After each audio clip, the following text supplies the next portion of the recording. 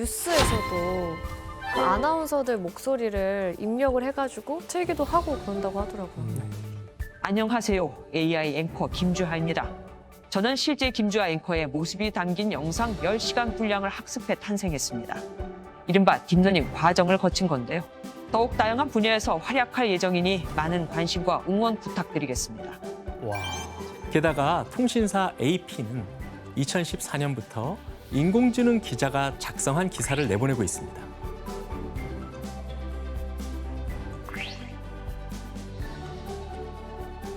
특히나 스포츠 뉴스 있죠. 스포츠 뉴스는 되게 정형화돼 있어요. 오늘 누구랑 경기했다. 누가 이겼고 기록기만 주고 쓰세요. 그럼 걔가 써요. 경기 도중 시점만 선택하면 바로 기사 문장을 만들어냅니다. 천금 같은 결승타나 부끄러운 수준이라는 주관적 표현도 자연스럽습니다. 와. 근데 각 분야의 전문가들 있잖아요.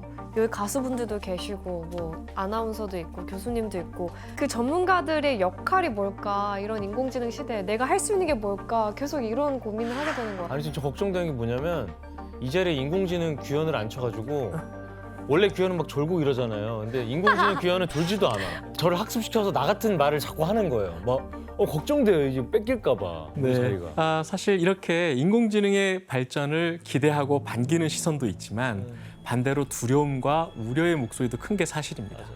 인공지능은 악용될 수 있기도 하고 또는 인간의 통제를 벗어나서 시한폭탄이 되는 경우도 있기 때문인데요.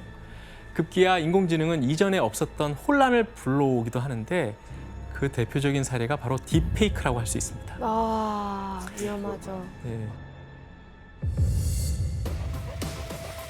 딥페이크는 진짜처럼 보이도록 조작한 가짜 이미지를 뜻하는데 인공지능이 딥러닝을 통해 사람의 특징을 스스로 학습해서 정교한 합성을 가능하게 한 겁니다. 하지만 이렇게 만들어진 이미지는 진위 여부를 확인하는 데 시간이 걸리고 개인과 사회에게 새로운 위기를 가져오고 있습니다. 와. 그럼 여기서 문제를 하나 내겠습니다.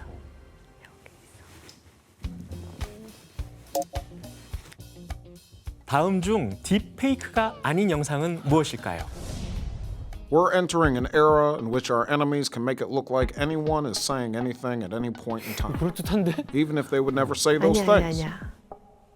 입이 좀 이상하지 않았어? 뭔가 Look, instead of being in a war where millions of people, Seoul, you know, is 이건 진짜 25 miles 같은데? away. 아니 뭔가 여기 Millions 학원이 and 좀 millions, 이상한데? 32 million 약간 people in 다른 것 Seoul. 같기도 하고. Millions of people would be dead right now. 학원이 이상해. Стало тільки гірше. 이거 진짜 어색하다. 아, 완전 Значно 완전. гірше. 진짜 아닌 것 같아. Більше нема ніякого завтра. 이건 아니야. 이거 진짜 아닌데요? І раджу скласти 약간 зброю. 어색하네. 이것도 Big Dave Matthews guy. 완전 아니야. 내가 크루즈님이 저렇게 노래 하시나요? 그리고 저렇게 젊으시지 않은데 Seems like an 근데 되게 리얼하다. you got your own chain. 아니야 이거. 목소리가 달라요. 목소리가. Do me tight, tightly, yet again. Ooh. 아니 근데 저런 주름까지 표현을 한다고? Of course, I don't sing as good as him, 똑같은데요? but 아 그래요? 네. 그럼 노래 부를 때 좀 달라. beat him up. 이번에는 좀 방식을 달리해서 각자 하나씩 답을 고르는 걸로 하겠습니다.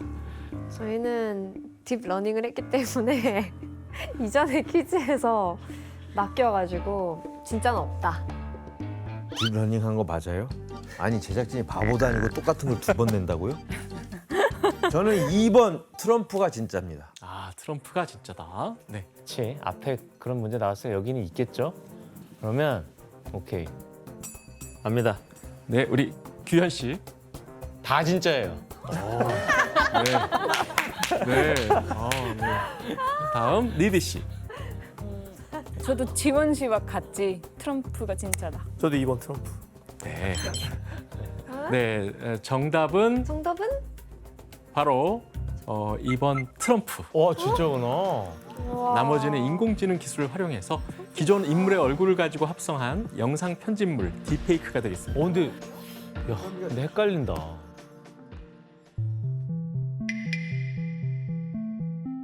완전히 합성을 말도 안 되게 싱크를 완전 높게. 네, 이런 딥페이크 기술이 등장하면서 가짜 뉴스가 판을 치게 되고 맞아. 사람들은 내가 보는 정보가 진짜인지 가짜인지 의심하게 되니까 이제 어떤 것도 믿기 힘들게 되는 그런 세상이 돼버렸어요. 게다가 사람들을 선동하거나 정치적인 목적으로 사용하면은 이 파장은 상당할 걸로 보여집니다. This just in, we can now call the 2024 presidential race for Joe Biden. Bolton, China, invades Taiwan. Run by a surge of 80,000 illegals yesterday evening. Officials closed the city of San Francisco this morning, citing the escalating crime. 에?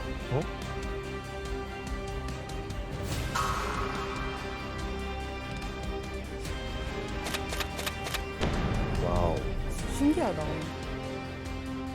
그렇지. 근데 얼마 전에 이 딥페이크 때문에 아주 막 미국이 맞아요. 난리가 뒤집었다면서요? 났었어요. 예. 맞아요. 지난 5월 22일 펜타곤에서 폭발이 일어났다는 소식이 소셜미디어를 통해서 빠르게 확산됐었어요. 진짜 폭발했는데? 영향력 있는 뉴스 채널에서 이 사진을 게시하면서 한때 미국 주식시장이 흔들렸대요. 난리 나죠.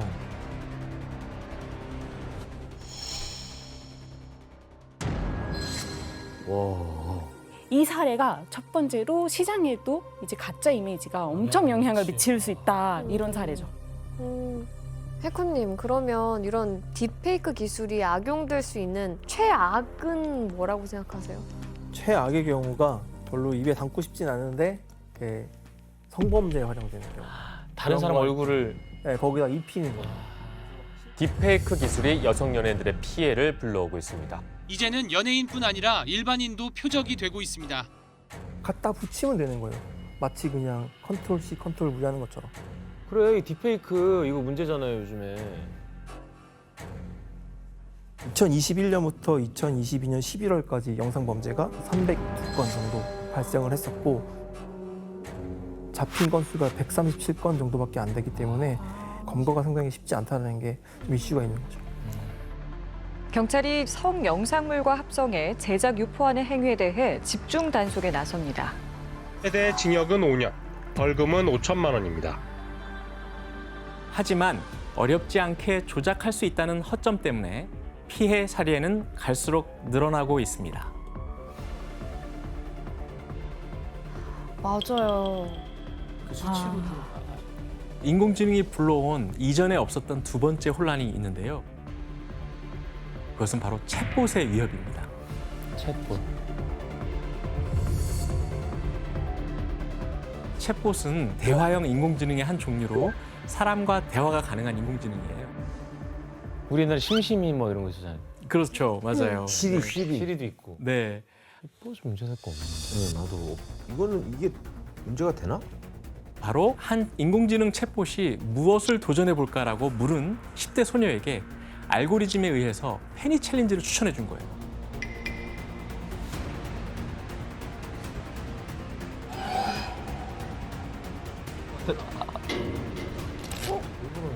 페니 챌린지는 콘센트를 반만 꽂고 그 사이에 동전을 갖다 대서 스파크를 튀기는 걸 즐기는 위험한 장난인데요. 화재와 감전의 위험이 있어서 절대로 권장하지 않는 행동입니다.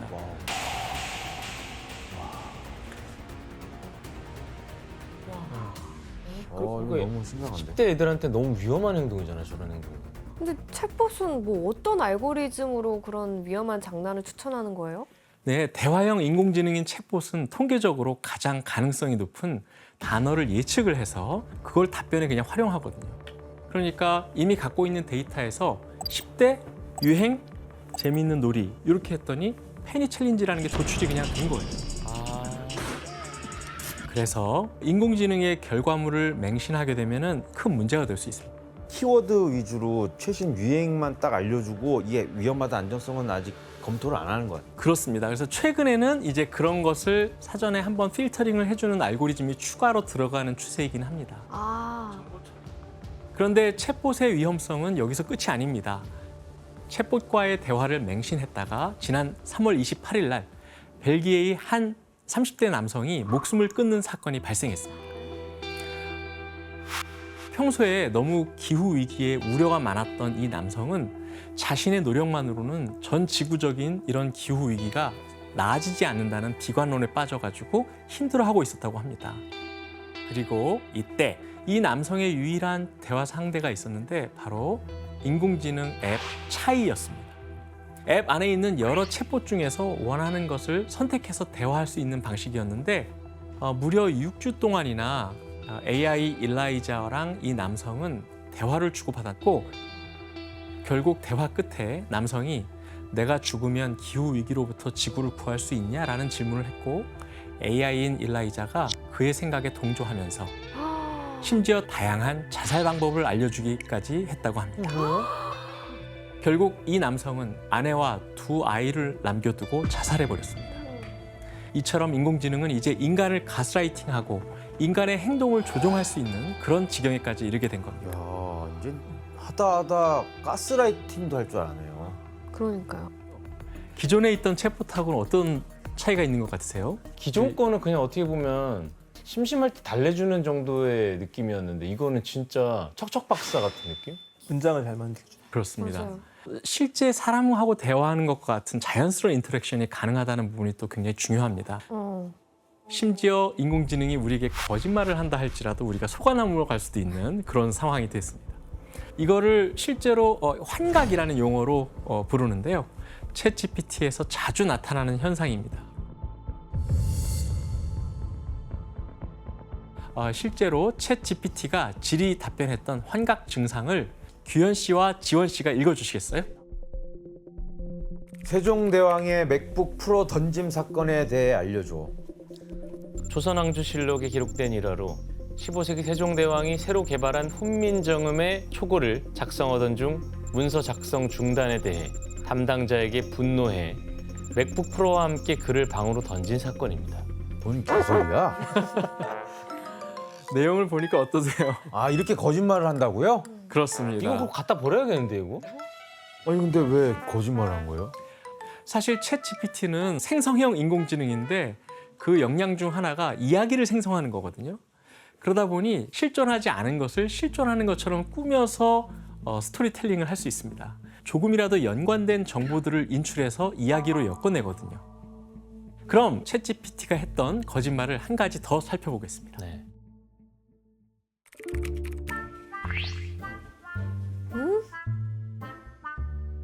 어? 형 소녀시대예요? 소녀시대 멤버. 그 소녀시대 2005년도 아니야 심지어. 제 타이틀곡 대표곡이 봄날은 간다예요. 와 진짜. 야 서툰 이별은 진짜 형은 안 어울리네. 아 웃겨. 그대만 보여라. 871이면 제 친구인데요? 지원 씨를 잘 모르는 사람이라면 이런 챗 GPT의 말을 믿을 정도로 그럴싸한 거짓말을 구사하고 있습니다. 지원이라는 이름이 약간 여자 이름도 있으니까 이렇게 그냥 막 지원한 그런가 건가? 보다. 그런데 사실 챗 GPT의 환각을 우리가 눈치채기에 어려운 경우도 많이 있습니다. 맞아요. 최근 미국의 한 변호사가 이 챗 GPT 서비스를 이용해서 소송인의 사건과 유사한 이전 판례를 담은 10페이지 분량의 의견서를 법원에 냈어요. 하지만 반대측 변호인과 판사 모두 의견서에 들어있는 판례를 찾을 수가 없었던 거예요. 그래서 조사를 해보니까 의견서 안에 있는 판례들이 챗 GPT의 창작임이 밝혀졌습니다. 자기가 알지 못하는 판례까지도 가상의 판례를 만들어서 변호사에게 결과물로 준 거예요. 거짓말하면 안 되지. 그러다 보니까 역설적으로 인간이 더 많이 알고 있어야 챗 GPT의 이런 환각을 당하지 않을 수 있겠지요. 그러네요. 그리고 챗 GPT의 혁신적인 발전이 불러온 부작용은 이뿐만이 아닙니다. 그리고 챗 GPT의 혁신적인 발전이 불러온 부작용은 이뿐만이 아닙니다. 최근 전 세계에서 법적 논쟁이 불거지고 있는 이슈가 있는데 바로 저작권 논란입니다. 이게 또 저작권 논란이 될 수 있겠네요.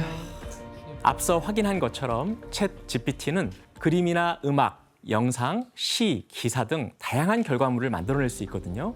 하지만 여기서 문제가 되는 건 챗 GPT가 내놓은 결과물이 기존에 있던 무수한 정보를 학습한 후에 일부분을 교묘하게 응용해서 내놓을 수 있다는 겁니다. 이런 상황에서 챗GPT에 대한 저작권 소송 문제가 잇따르고 있는데 그중 한 곳이 미국과 캐나다의 약 2,000개의 언론사가 소속된 뉴스미디어 연합과 일부 언론사들입니다. 발단이 된 건 지난 2월 전직 기자 출신의 사용자가 챗GPT에게 어떤 뉴스를 통해 학습하느냐는 질문이었습니다.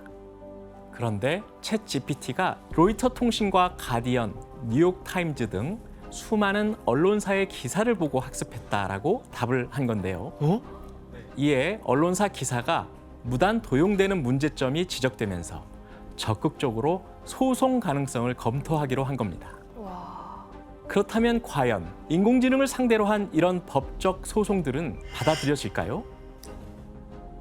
아직까지는 알 수 없습니다.